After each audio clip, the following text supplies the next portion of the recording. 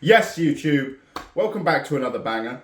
Today we are going to discuss to-do lists and the power of them.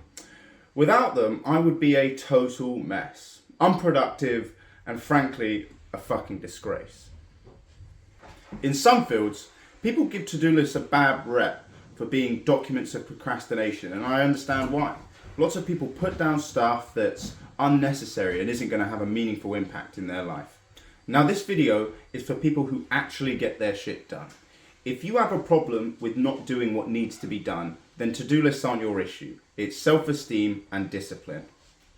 In this video, we're going to address why, what, and how to-do lists need to be a part of your life. Let's get into it. Within the productivity community, the phrase, "you don't lack motivation, you lack clarity," gets thrown around, and I entirely agree with it. If you wake up starting your day not knowing how you're going to spend it, you are going to be subject to the whims of your short attention span and likely get nothing done. However, if you, like I do, write your list the day before, you need not think about what you have to do, but look at your list, see what's on for the day, and get cracking. Somebody famous once said, I should really remember, that your brain is for having ideas, not storing them. Trying to use your brain as a memory store is incredibly counterproductive. Not only will you likely forget what you actually need/want to get done, but trying to use your brain as a calendar/task manager sabotages everything else and fogs up your brain. My experience of using to-do lists is that I don't have to rely on myself to remember something, but the list. And therefore, I don't have this element of stress in which I worry about whether I've remembered something or not, and therefore can focus on the things which needs to be done. Second to this, it gives your brain the satisfaction of being able to cross things off. However easy or mundane, and I have things like brush teeth on my list, it gives me great satisfaction to be able to cross them off. Do not underestimate the power of being able to cross things off and seeing at the end of the day a page full of tasks with scribbles all over them. It is more than satisfaction, it's pride.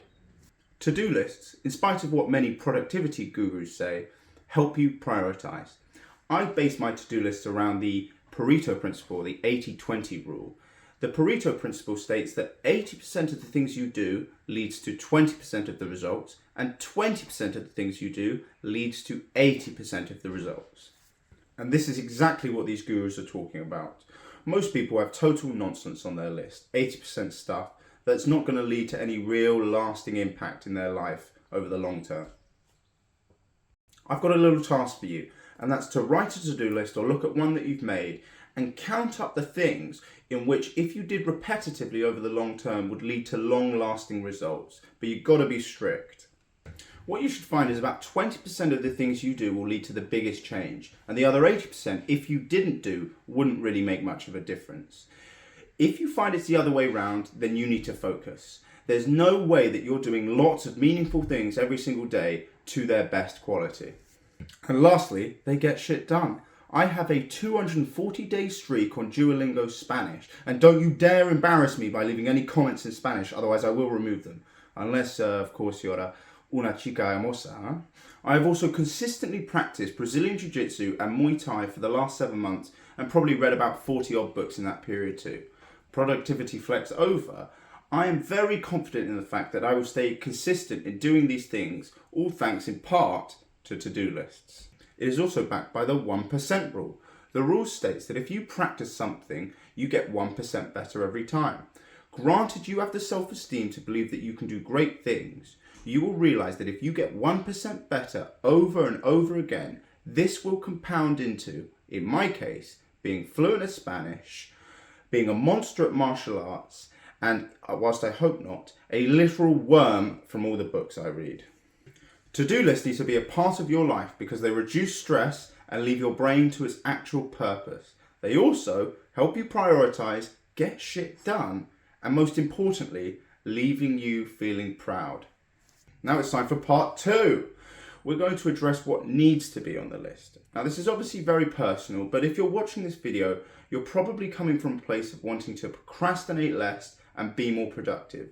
And if so, I suggest that you keep it simple with some mundane shit, but also some important tasks and projects.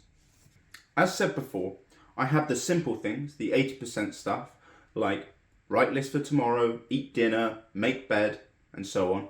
I also have the 20% stuff, the prepare and edit YouTube videos, do martial arts training, PE stuff, which I'll explain in another video, and this week, which is to pay tax.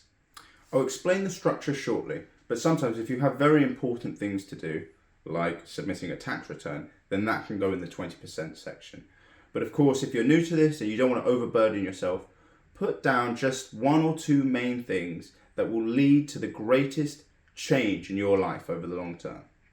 Then put 4 to 8 small things on your list that you know you will do, like take out rubbish, make bed, brush teeth.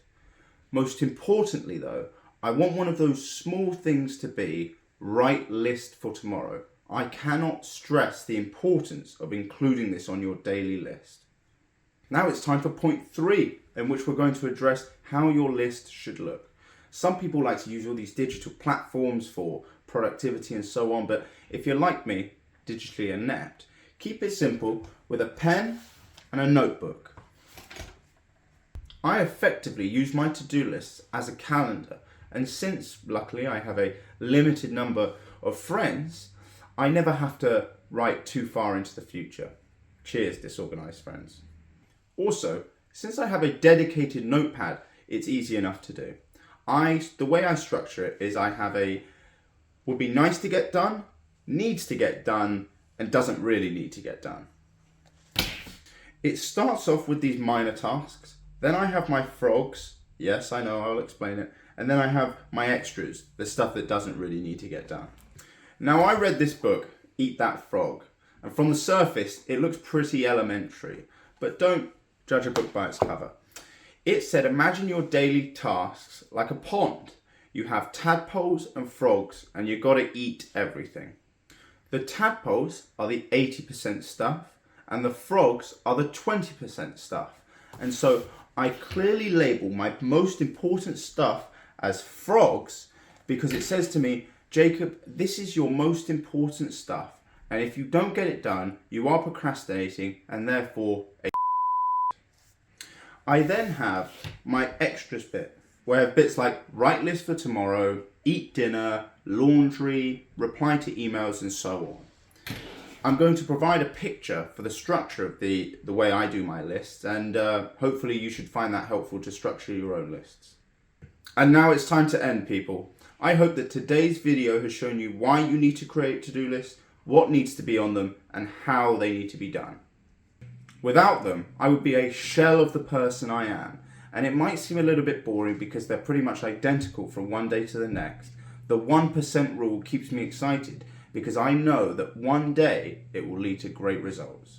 Remember, you don't lack motivation, you lack clarity. Thank you all for watching. I wish you the best on your journeys, and if you want bragging rights for being one of the first subscribers, you know what to do.